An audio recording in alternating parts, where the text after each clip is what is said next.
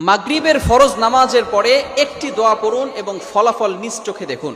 কোনো ব্যক্তি যদি মাগরিবের ফরজ নামাজের পরে এই ছোট্ট দোয়াটা পড়তে পারে, আল্লাহ পাক রব্বুল আলামিন ওই বান্দাকে বিপদ আপদ থেকে হেফাজত করবেন। শুধু তাই নয়, আল্লাহ পাক রব্বুল আলামিন তার উপরে 10টি নেকি আল্লাহ পাক রব্বুল আলামিন তার আমলনামায় দিয়ে দিবেন। আল্লাহ পাক রব্বুল আলামিন তার 10টি গুনাহ মাফ করে দিবেন।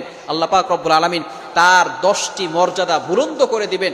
আল্লাহ পাক রব্বুল আলামিন তাকে প্রটেক্ট ফ্রম অল অ্যাক্সিডেন্ট, সকল বিপদ আপদ থেকে, বালা মুসিবত থেকে হেফাজত করবেন। বড় বড় রোগ থেকে আল্লাহ পাক রব্বুল আলামিন ওই দিন তাকে হেফাজত করবেন।